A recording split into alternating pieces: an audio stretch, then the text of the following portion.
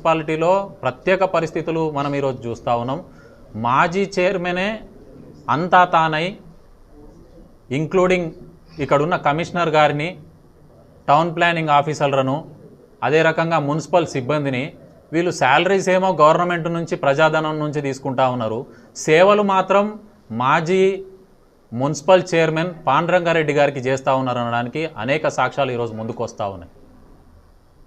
ఈరోజు బాధితులు ఎక్కడ చెప్పుకోవాలనో అర్థం కాక నానా అవస్థలు పడి నానా ఇబ్బందులతోటి అప్పులు చేసి ఆత్మహత్యలు చేసుకునే పరిస్థితులు వస్తూ ఉన్నాయి.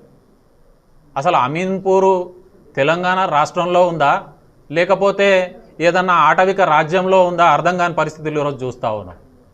పదవి అయిపోయిన మున్సిపల్ చైర్మన్ పాండురంగారెడ్డి అదే మున్సిపల్ ఆఫీస్లో కూర్చొని కమిషనర్ సమక్షంలో సెటిల్మెంట్లు చేసుడేంది, డబ్బులు ఎక్స్టార్షన్ చేయడమేంది, దానికి ఒత్తాసు పలకడమేంది ఆ అధికారులు, అవుట్సోర్సింగ్ అధికారుల్లో పనిచేసే నడిపిస్తున్నటువంటి ఈ మాజీ మున్సిపల్ చైర్మన్ పాండురంగారెడ్డి గారు, అదేవిధంగా ఈ మున్సిపల్ కమిషనర్ వీళ్ళని ఇట్లా ఎందుకు జనాల మీదకి వదిలేసిర్రు అనేది కలెక్టర్ గారు కూడా సమాధానం చెప్పాలి. విపరీతమైన ఎక్స్టార్షన్, దౌర్జన్యకాండ, ఎన్ని ఫోన్లు నిన్నటి నుంచి ఇన్సిడెంట్ అయ్యి ఈ ఇష్యూ బయటకు వచ్చినప్పటి నుంచి వీళ్ళతో ఏగలేక చేస్తూ ఉన్నాము. ఎవ్వరు లేరా దీన్ని పట్టించుకునేటోళ్ళు. ఇక ఉపశమనం దొరకదా అమీన్పూర్లో ప్రజలకు అనే దిశగా పోతా ఉన్నది. నీ ఇల్లే కబ్జా, అధికారులు వచ్చి గేటు కూలగొట్టిరు నీది, నువ్వు మందికి నీతులు చెప్తావు పాండురంగారెడ్డి. నీ మార్కెట్లో ఉన్న మండే మార్కెట్లో ఉన్న బిల్డింగ్కు పర్మిషనే లేదు.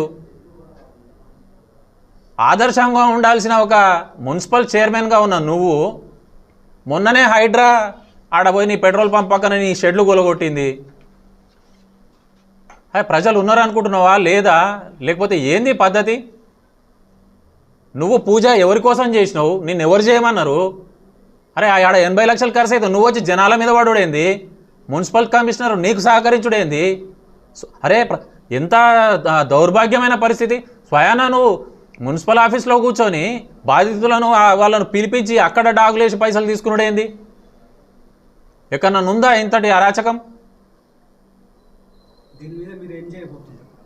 ఈరోజు సెకండ్ సాటర్డే కాబట్టి ఈ విషయం ప్రజలకు అధికారులకు వెంటనే చేరవేయాల్సిన బాధ్యత మా పైన ఉంది కాబట్టి ఈరోజు ప్రెస్ మీట్ పెట్టి వాళ్ళను హెచ్చరించడం జరుగుతూ ఉన్నది. ఖచ్చితంగా ఈ మున్సిపల్ కమిషనర్ పైన